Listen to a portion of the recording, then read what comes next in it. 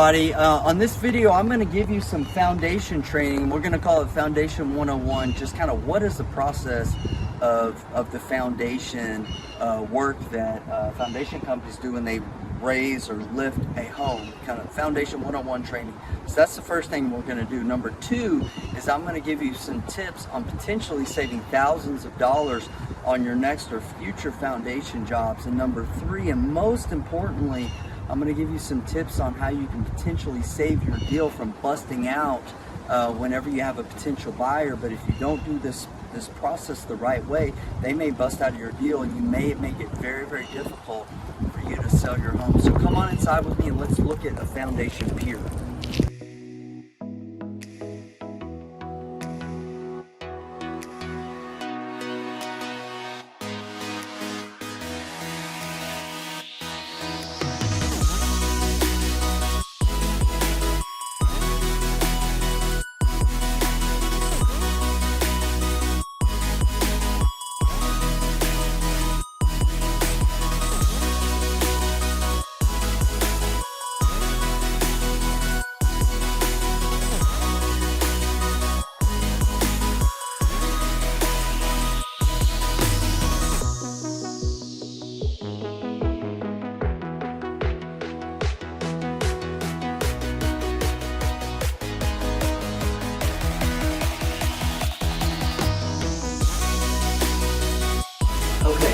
So let's start with Foundation 101. Okay, so you see, obviously, this is the foundation, this is the slab.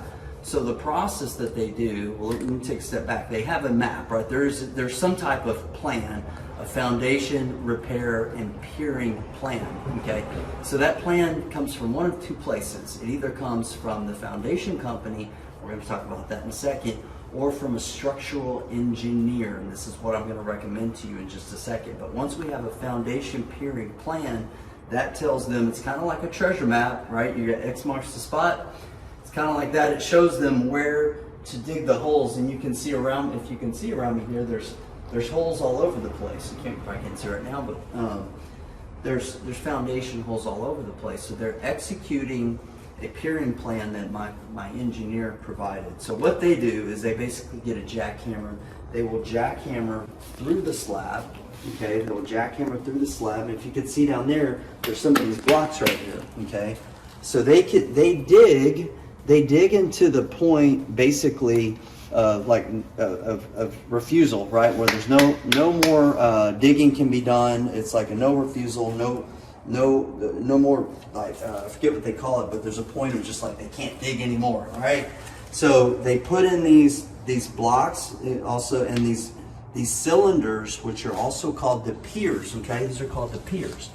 Then they get an actual jack. There was one here a little while ago.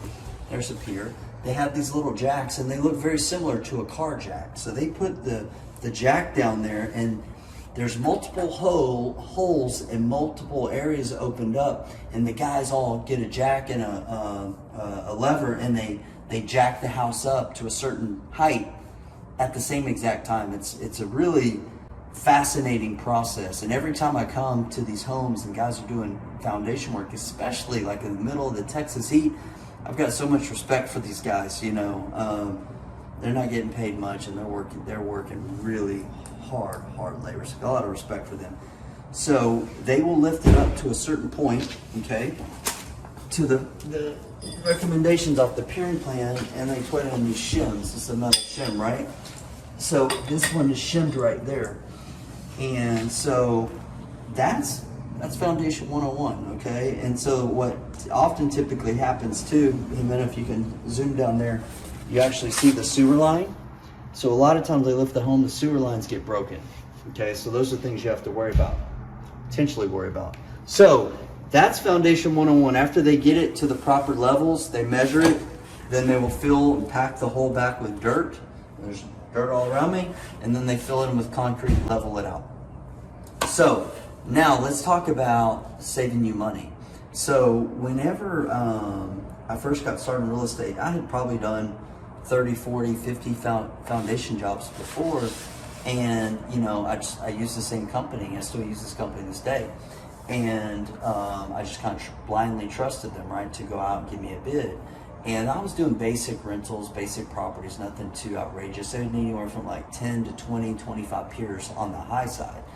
Well, then one day I bought this property, and it was a bigger house, and it needed massive foundation work. And the foundation company came back, and they recommended like 70 something piers. So when you looked at their foundation plan, it looked like a connect the dots, and there were dots all over the place, the whole entire thing.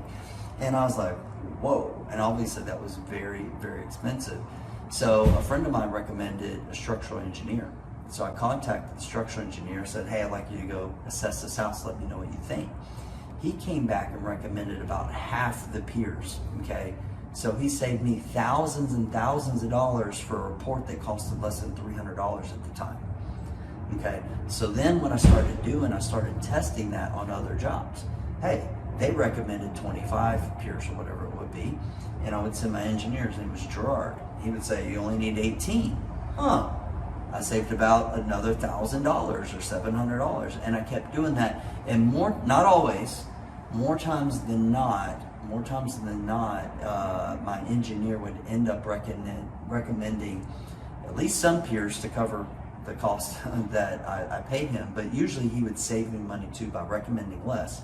Now, and that's great. It's great to save money, but it doesn't matter, right, if you can't sell your property. So here's what I later found out when flipping houses.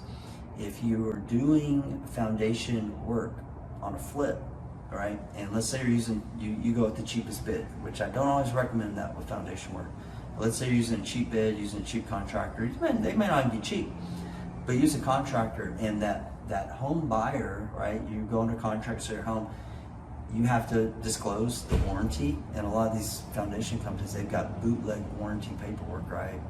They don't feel confident that this company that you use, this ABC or Acme foundation company, is going to be around in 3 or 4 years when they may need it. And we've literally lost contracts over it. So when you get the structural engineer report, it just gives them more peace of mind that you're a more professional flipper, right? More professional investor. They're more confident in that foundation work that's being done. And so what we really started doing, learned over the years, was one, always get the engineer report. And then number two, we could utilize cheaper foundation companies, right? We inspect their work, but that saved us a lot of money, but it also delivered the end result, which was being able to successfully flip our home and give those homeowners peace of mind that we did things the right way because the engineer was involved.